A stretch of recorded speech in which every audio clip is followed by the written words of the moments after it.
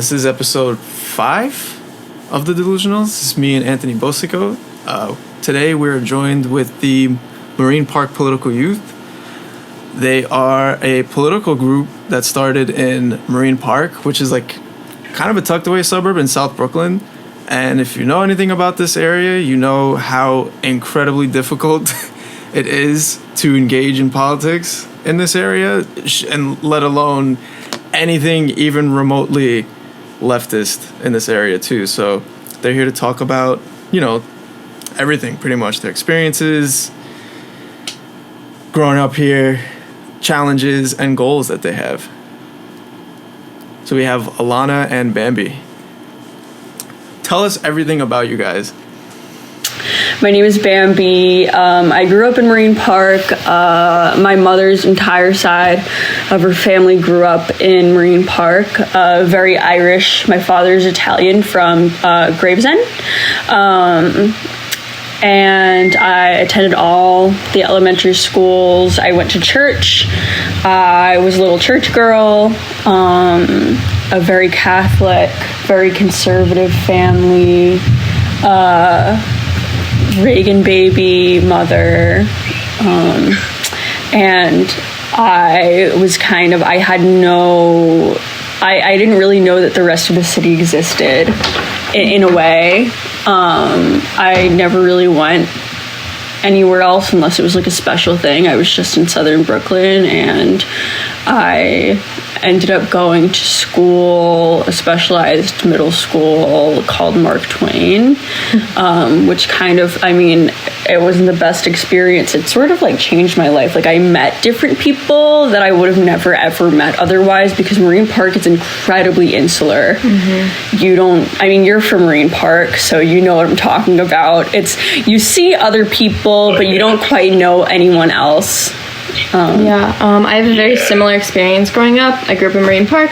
My family is all from Brooklyn, 3 generations back, which is like weirdly important to bring up when talking about this, because in a lot of like the pushback we've gotten from the neighborhood, we've gotten a lot of accusations of us being like outsiders, right. Some sort of like projection of us being like some sort of strange form of like a gentrifier on the neighborhood, or just some assumption that we must not be really from there, or that we must be from either other parts of Brooklyn or just like from Ohio, they've said, just like strange accusations.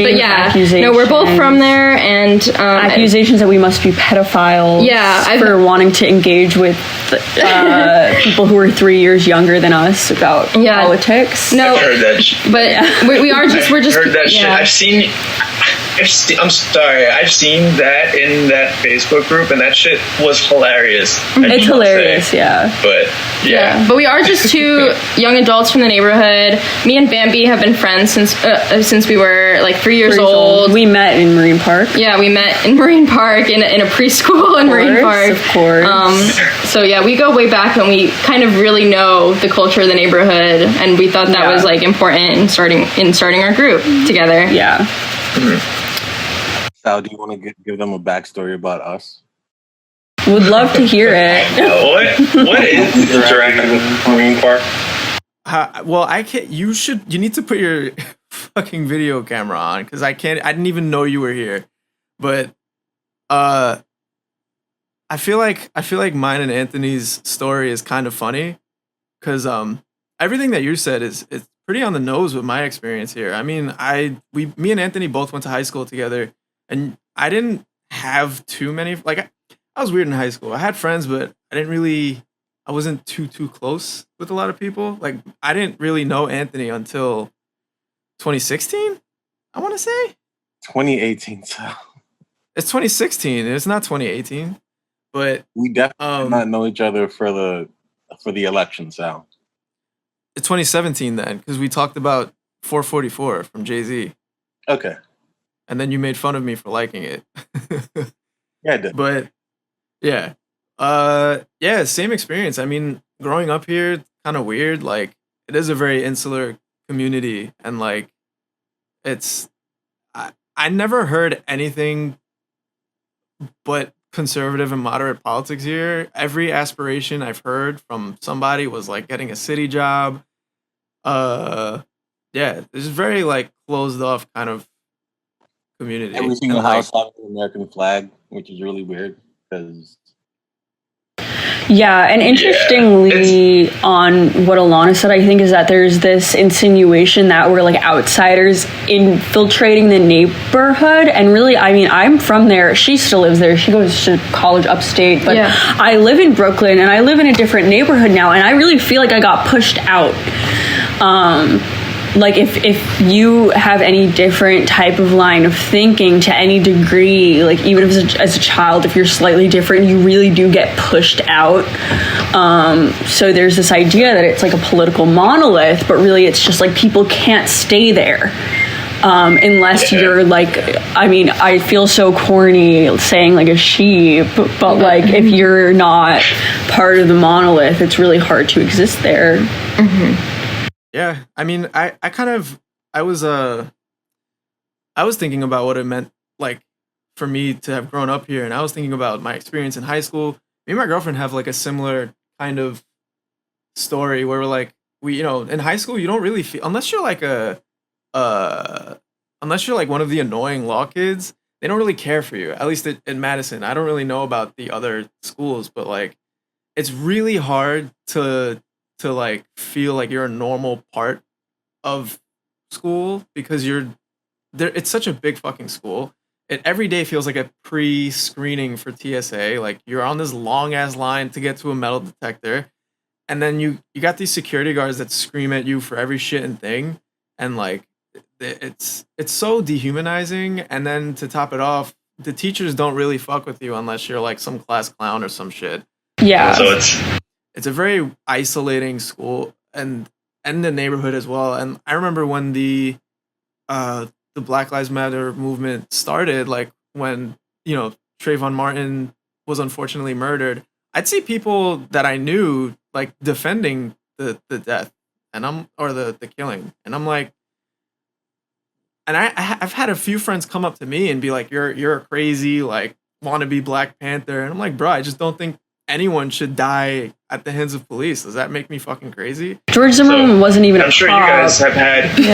Yeah, definitely. We went to Murrow for a short time, together. Alana went to Murrow. Yeah. I actually left. I got pushed out of Murrow. Yeah. I kind of feel like, and I went to City As, and that was an even bigger eye opener for me than Murrow. Mm-hmm. It was completely different. City As is an alternative school for, I guess, fuck ups, whatever that means, society wise. I had some mental health issues in high school. A lot of people are homeless, pregnant, have children, but I did go to Murrow. Yeah. Murrow was an interesting experience because it's such a diverse school, but also extremely overcrowded school, and you kind of, a lot of the issues with public schooling are kind of laid bare in this school. Mm-hmm. And absolutely, and with kind of people getting left behind, like people getting pushed out of the school, getting left behind if they don't have some sort of like support system that they either inherited or were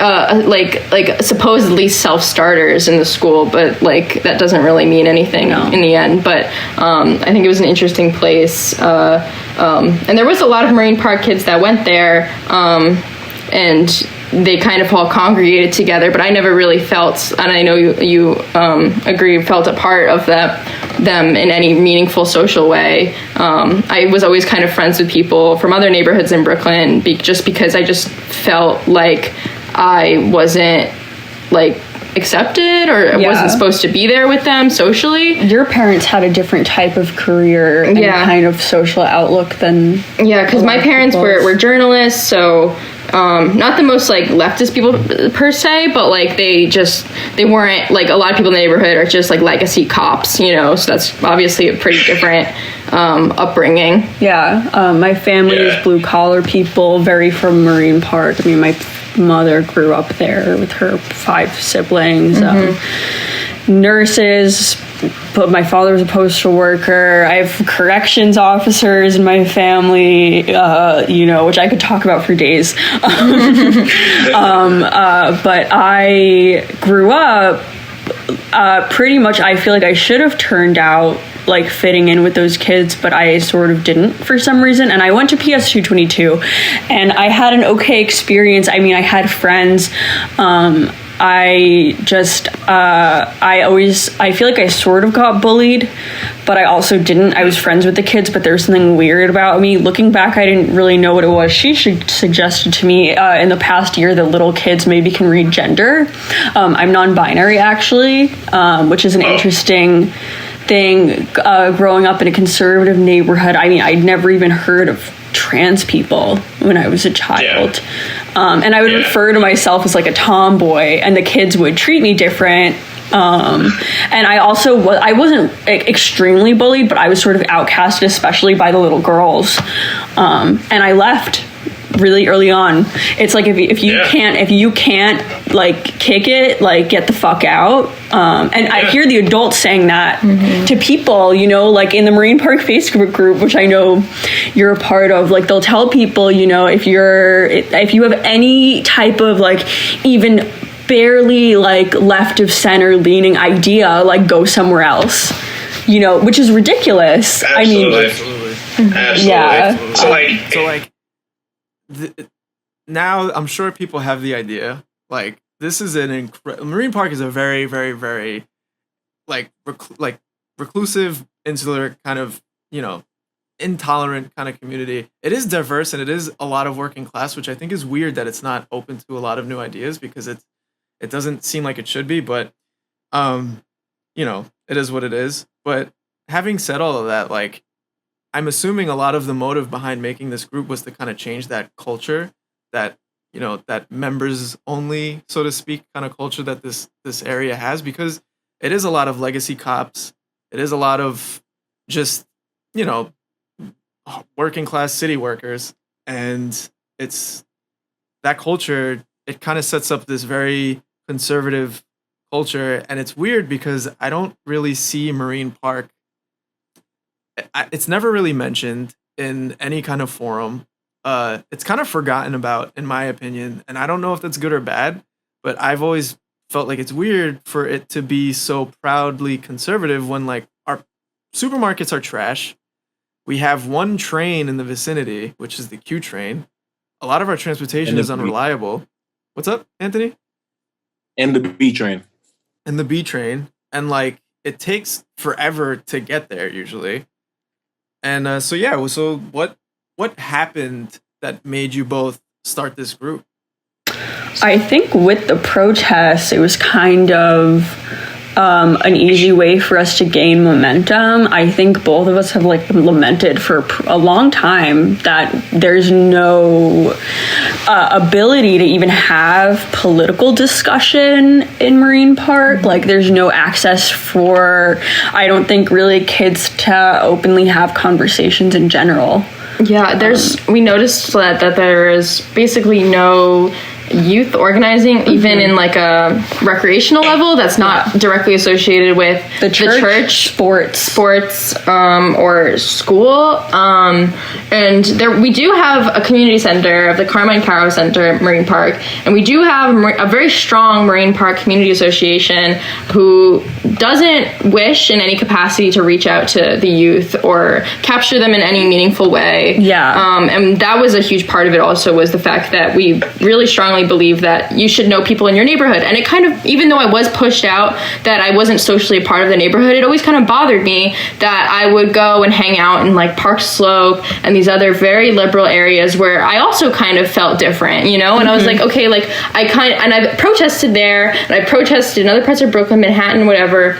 And I'm like, okay, it kind of bothered me that I wasn't going back to where I'm from and saying, okay, what needs to be done here? How can I like reintegrate myself into my community and see what needs to be done here before I go into other communities and try to do stuff there? Yeah, I always feel kind of out of place. It's like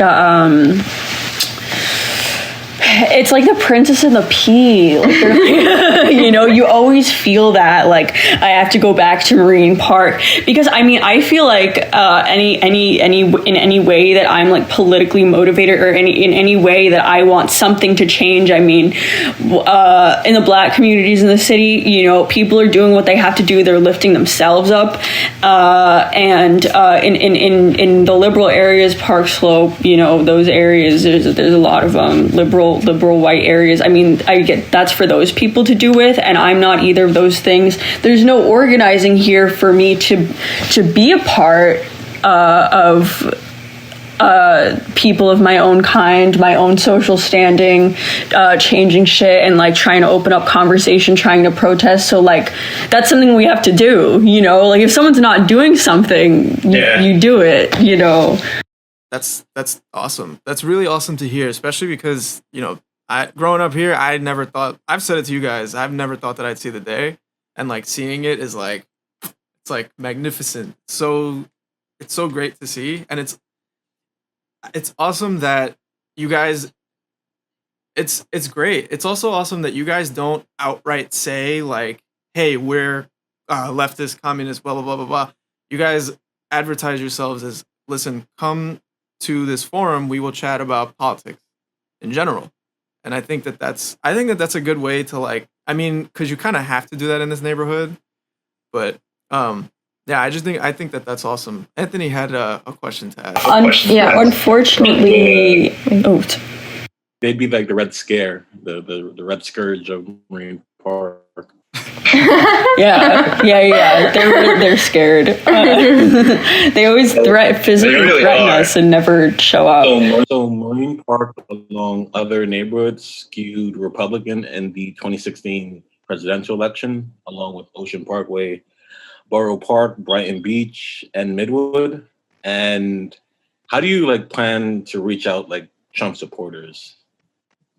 Do you even plan to reach them? We part of our not claiming any political affiliation isn't partially because we wanted to, I guess, we wanted it originally to have some type of anarchist praxis in how the group is organized, which didn't really work out that well. It doesn't seem like we definitely have a lot of great participators, but a lot of people haven't really tried to help us take on the role of organizing. So it did kind of end up that we are the sole organizers. We tried to get some like conservative people to come, and they just didn't show up. It was always open to discussion. I mean, definitely a huge part of the reason for this was that we wanted to talk to conservative kids and children of conservative parents. Like I said when we started off, my family is super conservative. My mother was a Reagan baby. That was her first election. And I don't think that these kids get a chance to speak to each other really about politics. They don't see anything outside of their communities or believe anything outside of their communities because they're not really having conversations truly with people outside of their communities. I mean, I know I wasn't until I left. And they just, I mean, conservative kids don't show up. Yeah, we have some people that we can identify from like Instagram that are like right or conservative in any capacity. And they do like our posts and like comment on stuff sometimes. Like, I'll try to make it, you know what I mean? And that's awesome. Like, I would love to see them, even though it is more intimidating, obviously, because it's kind of a harder job to show up and be like, okay, this person is vehemently against us, you know what I mean? Now we have to have a civil conversation with them. Like, that's something we have to be ready for. But like, most of the people that shown up are just like liberal to left already. And that's usually probably because of like the momentum of the left in like organizing, taking action, that there's a little bit more pressure on them, and also that a lot of parents in the community now know about it. But we like partially like tried to reach out on the Facebook groups and to try and like gather a more wider audience than like maybe an Instagram algorithm would allow, because that kind of like I think creates these like kind of political bubbles of ideology. So, but what that kind of backfired, turning into parents like barring their teenagers from sending them to our group because they somehow like saw through it in some capacity, which in some ways they kind of are correct in assessing that a like open access political like education and like information sharing group is like an inherently like left idea, you know, but I kind of like wish they didn't see through it so well, you know. Yeah, we also got some like So what do you guys identify as?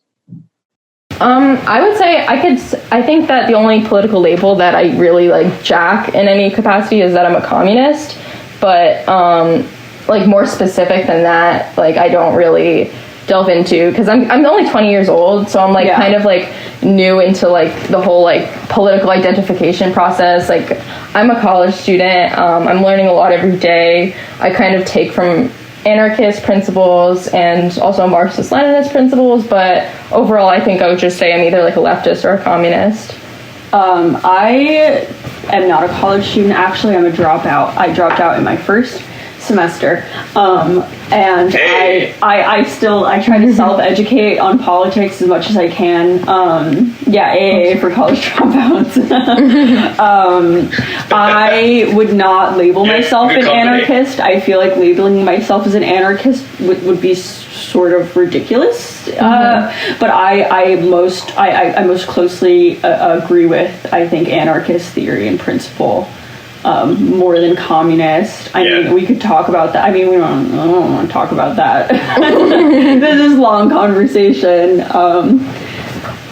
Don't call me an anarchist, but I agree most with anarchist theory.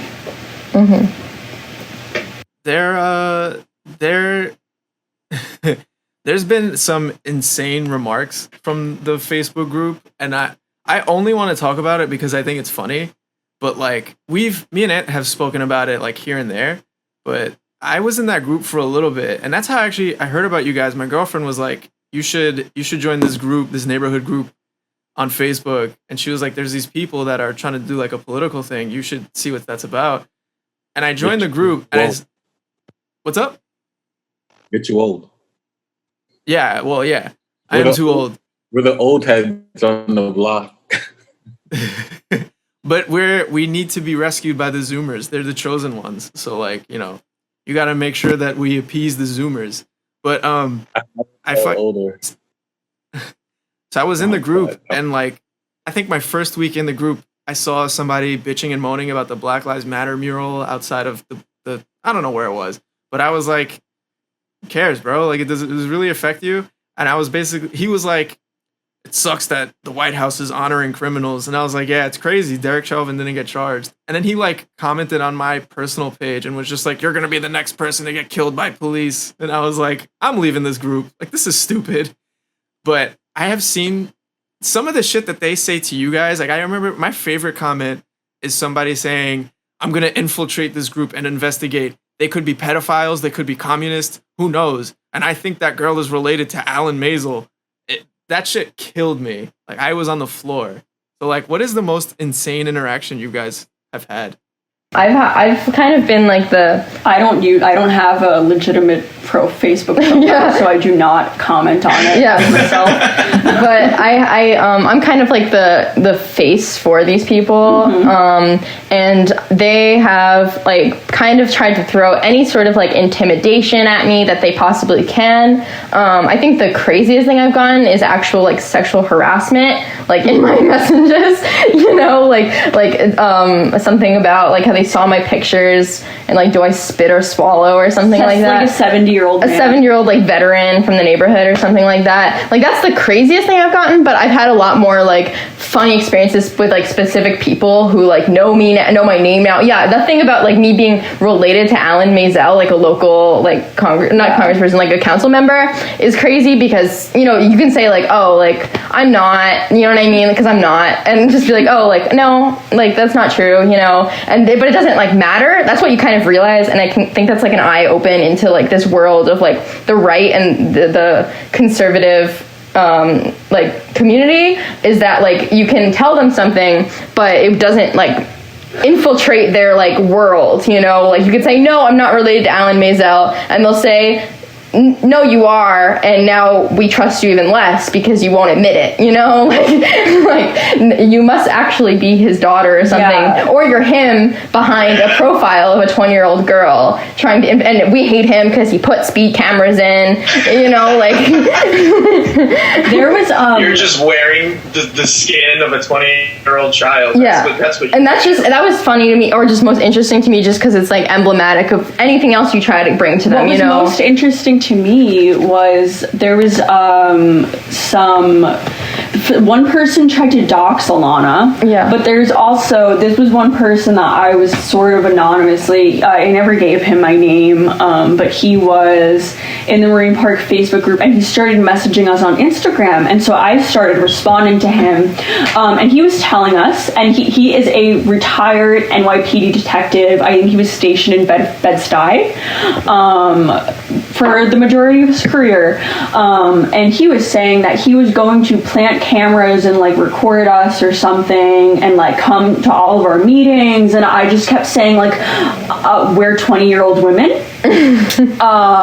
and this is creepy, and he was on the basis that like we're pedophiles, and we were like, you're a 6-year-old man saying that you are going to record like 16 to 22-year-olds, a group run by 20-year-old females in the park, and I just kept saying like, you're a creep, like you have to stop, like this is ridiculous, and he did, he got scared, but that's just the insinuation that a 20-year-old female and her are pedophiles, and then you're a retired police officer saying you're going to secretly record us and we'll never know where you are and you're watching us is just insane. I mean, yeah, but I think that it's interesting. These people, like, they don't show up. No, they've never showed up. Like, you said this, like, they said they were going to show up, infiltrate, whatever. It never happened. Literally never happened. Not once. They are pussy. Like, that's like, but that's only like kind of emboldened us to do more, like the intimidation, because I'm like, okay, now every time you won't do anything, so I can do more, you know? They're not going to do like, we've seen that guy, I've seen him walk up in the middle of the field where we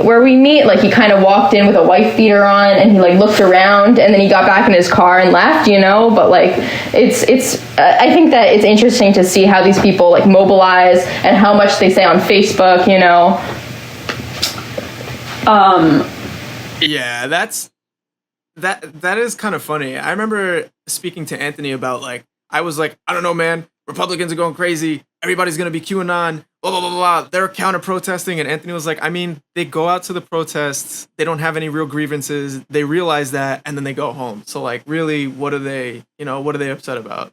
Yeah, I remember one of the funniest things I've seen in the Marine Park Neighbors group was on, you know, they have all their Ring security cameras where you can share the footage with your neighbors and stuff, and she was like, I think it was when the protests really started picking up and the curfew was first enacted, and a man masturbated and urinated and threw his adult diaper in her front door, and she was like, this must have been a protester, and it's like, no, that's like your ex-husband, sweetie. This is not a protester. Like, so delusional, you know, just everything has to be like Antifa and Black Lives Matter, and it's like Black Lives Matter people, unless they're like in the area, are like not coming to your transit desert. Yeah. Hey, that's the show.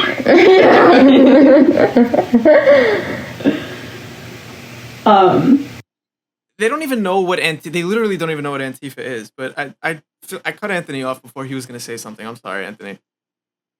I said, do you remember like 2 years ago when we spent most of our year as crisis actors for like... How could I forget? You guys know what crisis actors are? Yeah, I know what crisis actors are. I was kind of younger, but I remember seeing all of that. Mm-hmm.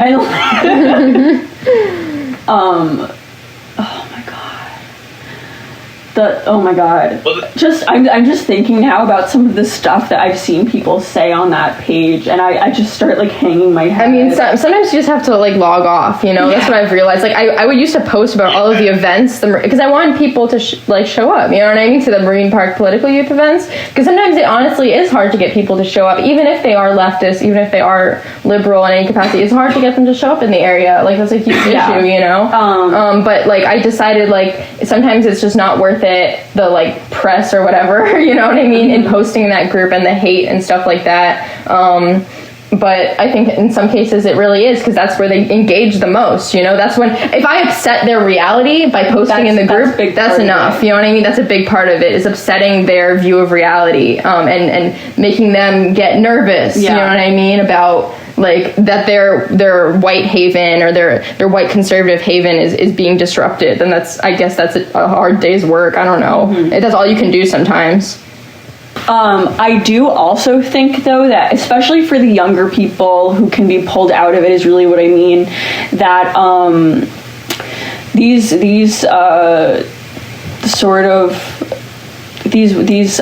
conservative white neighborhoods that are really blue collar and like very ethnic still to some degree deserve some type of political discussion and uprooting of issues. I mean, like kids, like you were saying, you mentioned Park Slope, like grew up with a lot of things and like education and stuff that I didn't have. And I feel like as a child I was like a little conservative shithead, but like I didn't even know what any of that meant. It was just what my parents were telling me. And I feel like I've noticed that kids in other neighborhoods that are more white and liberal, which have their own issues, I just had more of an opportunity to have autonomous thinking and think outside of what their parents were telling them, and that was encouraged for them, and we just didn't have that. I like really need to stress that, is that like these types of things like are something that kids from Marine Park deserve. They need things like this. I wish we could get more reach, and the summer is ending, but it's not just about like fighting with the adults and like upsetting their realities. Also, it's really for the kids. Speaking of being white and liberal, what do you guys think of the Democratic Party? The 2020 election. And, I know you guys explicitly said that you have no party affiliation, but I still want to hear like your overview for like the election and the primary, if you can. So we recently had a Marine Park political group that was like youth group that was like based around the topic of elections and voting and stuff like that, and kind of I think that there is like both of us and other people in the group, like it was kind of expressed that there is so much like disillusionment with party politics, and especially general election politics more than local politics. Like, you know, like I think that our group, I think it's fair to say that we were also super inspired to start our group by like figures like Bernie Sanders, you know what I mean? And like the freshman Congress people that like AOC and Ilhan Omar and Rashida Tlaib that kind of showed like what grassroots organizing can do, you know? And never in my entire life have I like felt passionate about a political figure like I did about Bernie Sanders, and saw literally every single person around me of my peers also excited, you know? So it is kind of a disillusionment to see someone like Joe Biden be the candidate. But I feel like in our group we came to a consensus that there's, you know, pros and cons with voting for in this general election. I mean, I don't think that I will be voting for Joe Biden. I don't think that in New York City, I mean, New York City is blue. Joe Biden's going to win the primary in New York. Well, he won the primary in New York. I'm trying to see, he's going to win the general election in New York. And I don't really, I mean, they don't need my vote. If I lived in a red state, I absolutely probably would vote for Joe Biden, but I'm not voting for Joe Biden. Yeah, it feels like the Democratic Party has made it clear. I think they need to see a low voter turnout from young Democrats. Because they need to see it clear that they can't in New York reject in New York grassroots organizing from young people and then still expect their vote. Like reject everything that they do, but then expect them to turn out. If we were in a swing state, if we were in a red state, 100% I would go out and vote for whichever Democratic candidate. But I'm not doing it. Yeah, you know? I feel like I support people's individual choices in that absolutely, matter. Absolutely. And I think that just as much as voting, the type of work that we're trying to do, that a lot of other people are trying to do right now, the grassroots shit is like just as, if not more important. I don't know. How do you guys feel about that? Yeah, so so I used to be a registered Democrat until like the shit they pulled, well, twice now against Bernie, and I tried to like register people out so they could be like registered independents. I hope you guys become. I don't know if you guys are Democrats, but you guys should definitely become registered independents. I know the temptation of like voting in primaries is like there, but like it's really not worth it. After I voted for Bernie, I switched. I'm not a registered Democrat anymore. That's beautiful. As for Joe Biden, again, me and Sal, we've been disagreeing on like, so Joe Biden, a lot of people don't know his record, that like he's been behind every single institutional screwing of America, down to student loans, down to national security, down to the Iraq war, down to the Gulf War, down to like Anita Hill, the crime bill, putting Antonin Scalia, one of the most conservative Supreme Court judges, on the bench. Like, to say that people who like have this moral high ground, who tell me like, yo, you need to vote for Joe Biden or you're not black, like he said directly to us. Yeah, it's like I completely reject that. I completely reject the notion that like him, like Trump being like, they demagogue Trump so they could like push Biden onto you and completely sweep those things under the rug. Like, he's been in politics for 36 years and he's had like pretty prominent like Senate committee assignments, chairs of like very important things. He was chair of the Senate Committee on Foreign Affairs when the Iraq war happened, and he voted for it. And this is not George Bush. This is like for Congress to appropriate money. You need the Senate. So this guy was not fooled at all. And like, yeah, you say Trump is a bad guy rhetorically, and he does incite white supremacy throughout this country on a daily basis. I understand that. But Joe Biden also, he like textualized the white supremacy into law, which is again far more dangerous than anything. And it's like all the things that Trump has done in these last 4 years, they're already on the books. He's not creating any precedent. As a matter of fact, the Supreme Court that he has like attributed to has like, for the most part, kept him in check. So I'm not saying that they're going to keep him in check again, or he's not going to be emboldened by being voted in again as president so he can do more like far right things. I'm just saying that we need to be extremely careful about saying, yo, Joe Biden's going to be this alternative that's, yeah, you may not like him, but he's better, quote unquote. Completely reject that. Yeah, I think there's this huge like guilting of like, if you don't vote for the worst imperialist war criminal pedophile, you're a bad person and it's your fault whatever happens. And that just is not, that's ridiculous. Yeah. And it's been cool to see that so many people in our neighborhood are already kind of like pilled on this, you know what I mean, on this stuff. And I think it's partially a generational thing, you know what I mean? Like, people, our generation is super cynical, and they see, you know what I mean? They've witnessed the failings of both parties, you know, and they've witnessed the failings of politics and voting in general. Yeah, and it's been great to like get to know people in the neighborhood. I think that's been something awesome about this, and see what people actually think in regards to this stuff. Yeah, I mean, we grew up completely post 9/11. I think when I speak to conservative adults in this neighborhood, they start saying you're a liberal and the Dems and blah blah blah, and I'm like, actually, I don't fucking like the Democrats either. That's what you have to understand. Like, we're completely disagreeing with like the American ideal of politics as a whole. Like, the whole thing is fucked up. Like, think about something else besides how much you hate the opposite party, because there's a whole world of politics open. That's like what we're trying to open it's up just, it the becomes door to. Part of people's identities, and I think that your politics should be about your identity and other people's identities, not that your identity should be your politics. Yeah. It's funny because when you hit when you hit conservatives with actually I don't like liberals or Democrats either, they get like fascinated. They're like, what do you mean? It's like they can't that's believe possible. it. Yeah.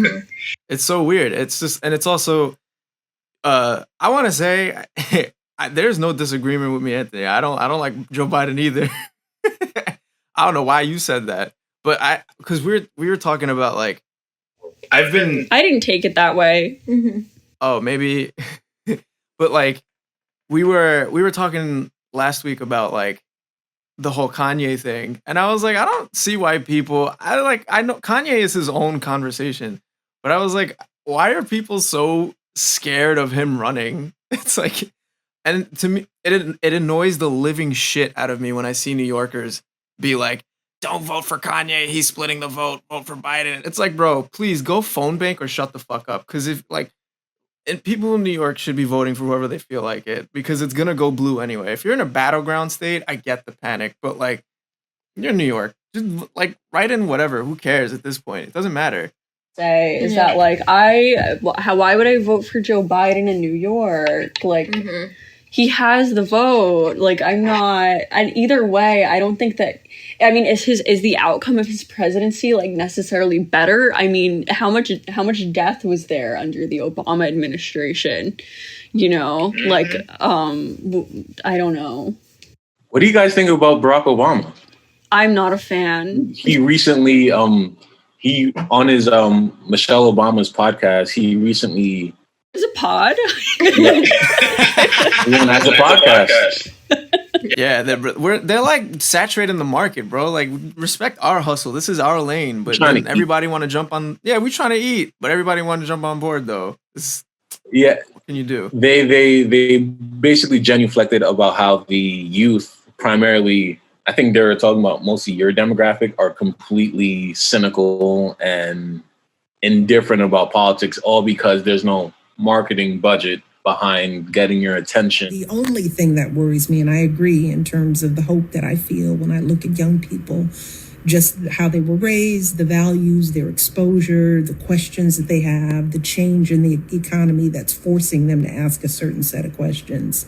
That gives me hope. But the thing that I worry is that I think too many young people who question whether voting, whether politics is worth it. Well, partly because they have been told, the message is sent every day that government doesn't work. You know, they take for granted all the things that a working government has done in the past. Yeah. And in some ways, we're still living on the investment that was made by that greatest generation. I always joke that, and I said this about, one of the challenges of being president is like, you don't have a marketing budget, you know?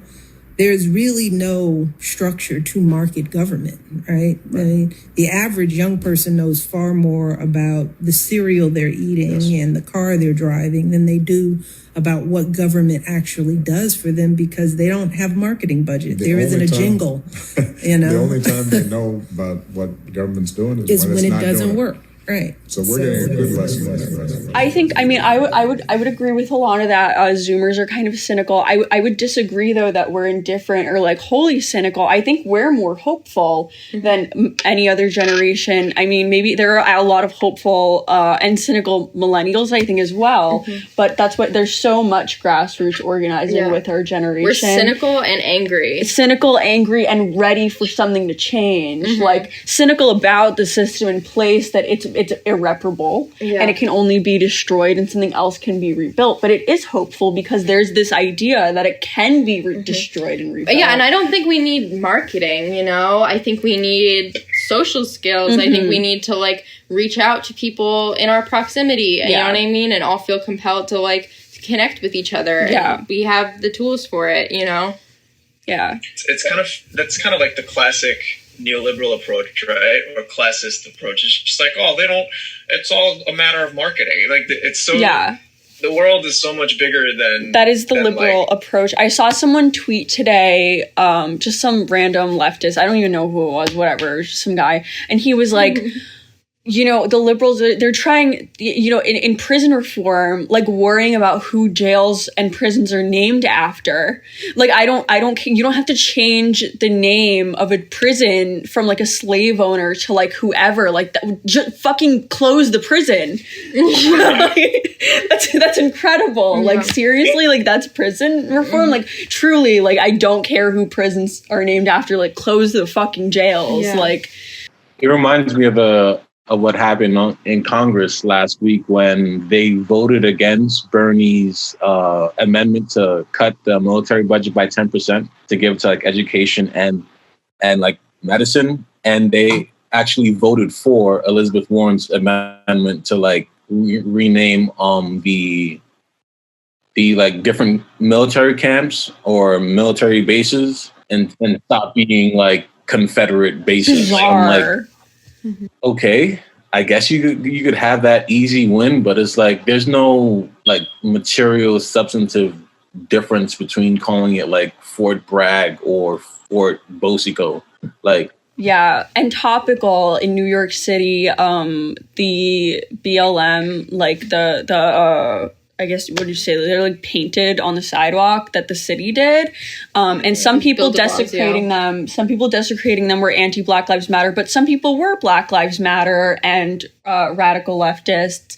And then the conservatives will be like, see, they're never happy. And it's like, no, because like what is painting Black Lives Matter on a sidewalk and then building new jails and not closing Rikers either doing? Like, it's a statement about like, this is not really giving us anything. It's not like, I mean, that's the point. Yeah. Like we're never happy until something material is done. Yeah.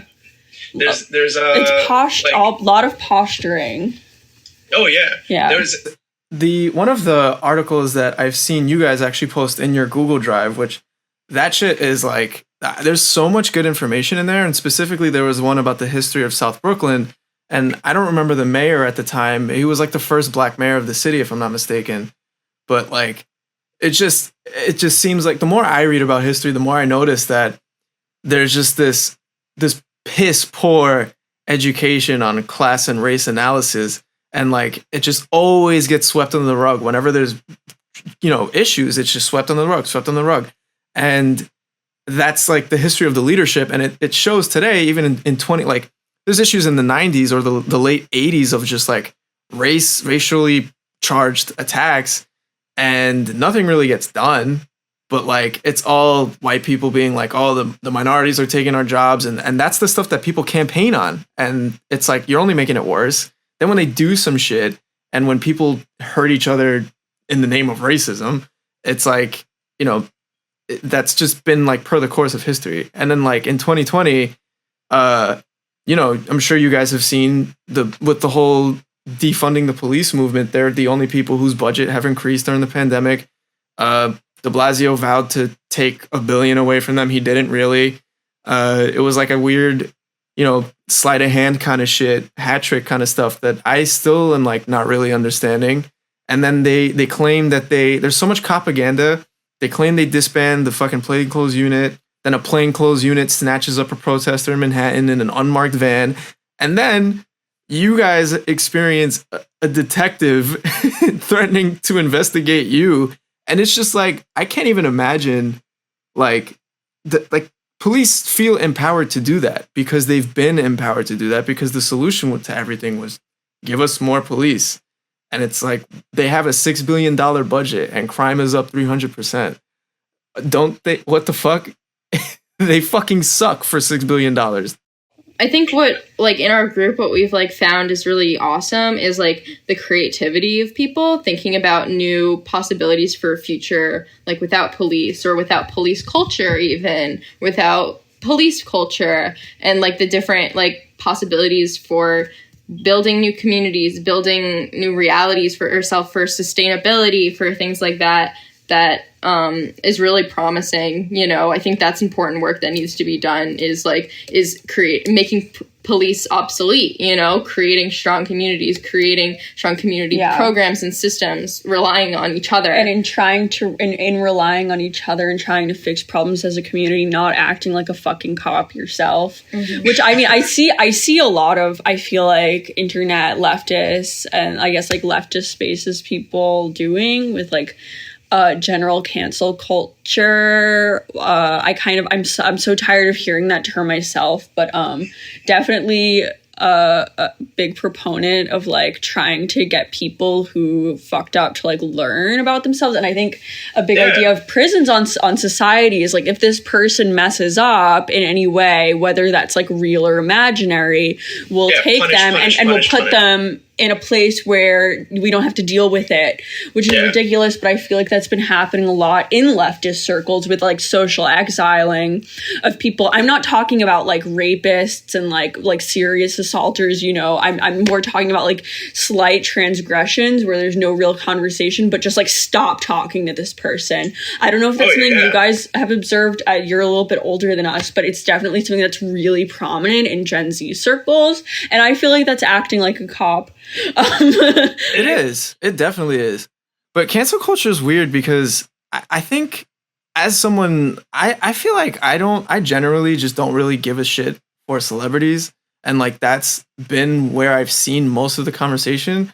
But like, I think I wasn't a leftist. I wasn't as left as when I met Anthony. So I probably did or said some cancel culture-esque shit like earlier in time, maybe. It's possible.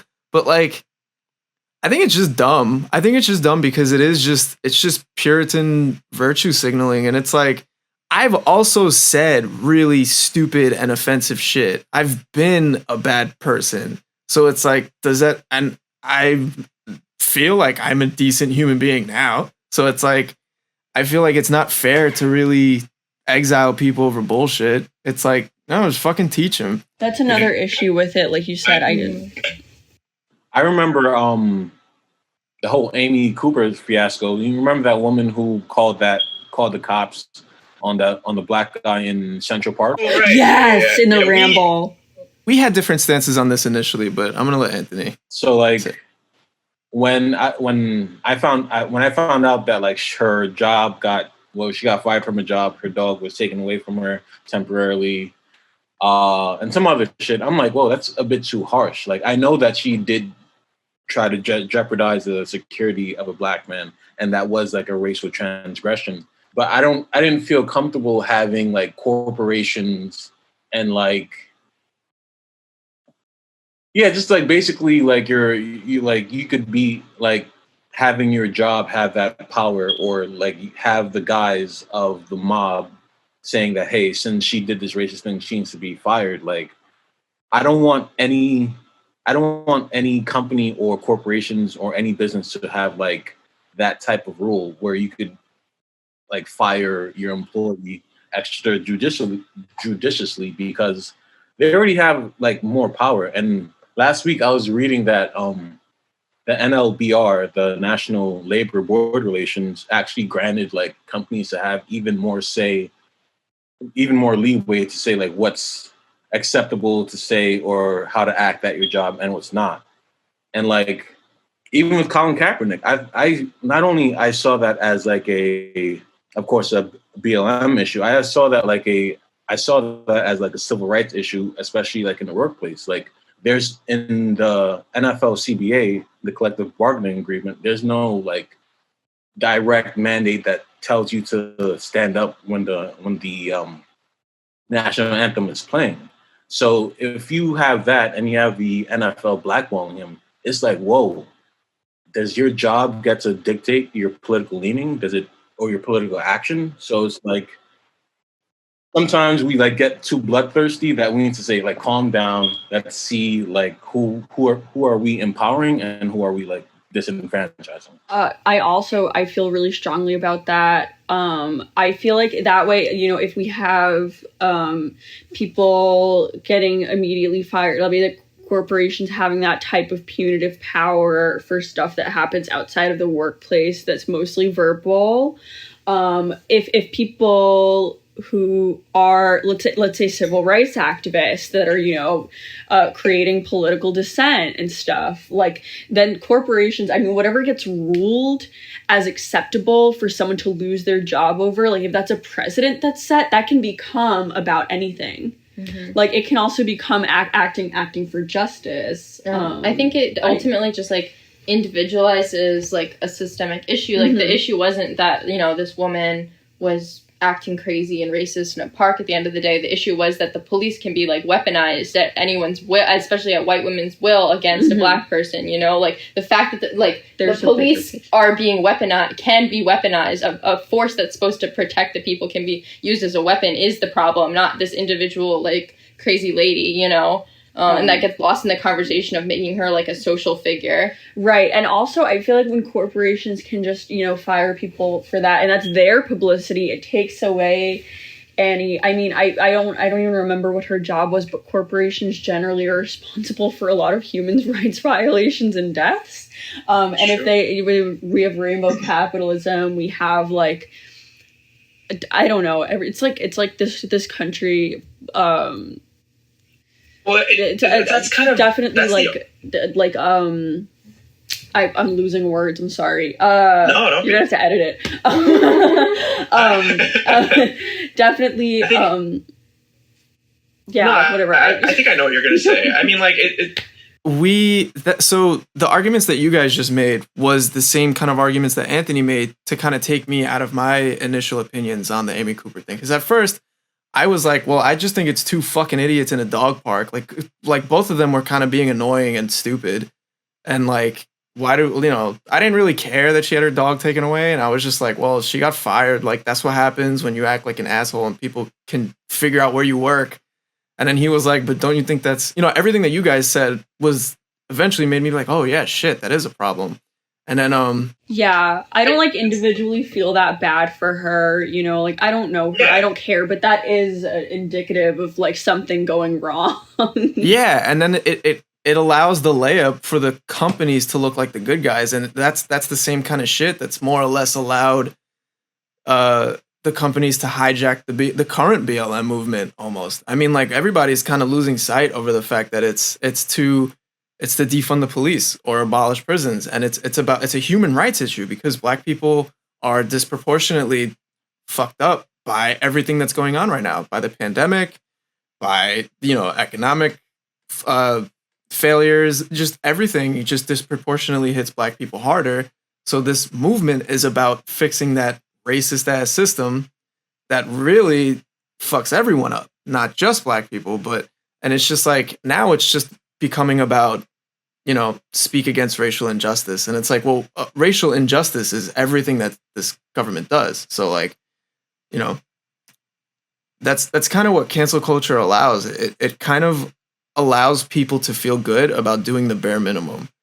And that's what I learned recently. And it's, you know, I never really partake in it. I mean, like, if I don't like a celebrity or someone, I don't listen to them. I really don't.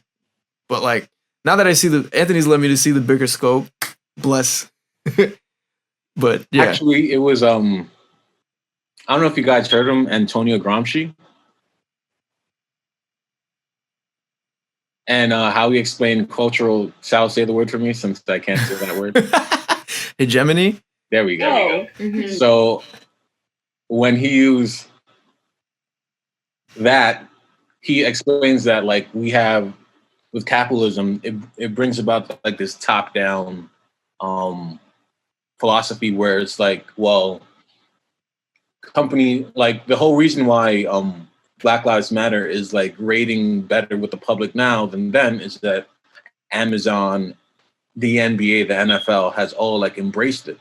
And it's not that like people have actually like changed their minds to it. They just see it's more ubiquitous. Like it's on my Xbox, it's on my Roku, it's on my Fire, my Amazon Fire, it's everywhere. So it's like, why not embrace it? Since it's everywhere, since it's more palatable, why not embrace it? Instead of like really thinking or having like actual critiques about it. Like, hey, you don't, like for me, like you don't have to be like BLM overnight. You could just, I'd rather you like sit down and say, how did these like systemic, like, how did this system become so racialized and so oppressive towards a certain group or groups of people? Instead It's of the saying, same. hey, I'm sorry. It's the same hegemony that's allowing people or making people feel like they're doing something good by donating money to the BLM org. And I don't think anybody knows really what they do with the money. So far, all I've heard is that they donate to Democratic candidates. But yeah, I just wanted to add that in. Yeah, I think. Yes. No, go ahead, guys. A movement like co-opted by corporations and the current politicians that we have like can't be a movement at that point. Like it needs to be removed from those things because that's what it's trying to change. Like corporations are, if anything, trying to move it like just kind of trying to away from them, get the instead of having it go under and flip it over. I mean, if corporations are like, we're Black Lives Matter, and it's like, of course they're not. But if they can say that, they can co-opt it, they can co-opt the language, they can make the language less powerful, and the movement less powerful. It's kind of funny. I was watching the Hillary documentary today, and like, there's a scene. Oh, you heard me? Yeah, of course I heard you. But there's a scene where they're doing like some fucking show tunes. Girls are singing about Hillary. It's like Hillary. It's like some weird Broadway show tune shit. And all I could think about when I was seeing that was just like, this is such a cosmopolitan politician thing. And like, I had like violent flashbacks to the Democrats today posing in kente cloth, and I was like, this is kind of the same thing almost. Oh, that was so funny. I remember in 2016, like when the memes of Hillary Clinton, like in Cedar Rapids, like whipping nay.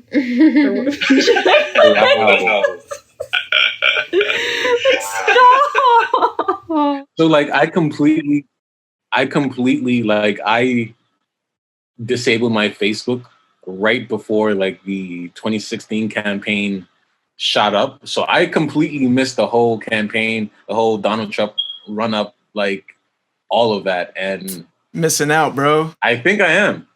Missing out. Facebook is a magical place. I've seen some of the dumbest magical opinions on Facebook. Yeah, I love Facebook. Yeah.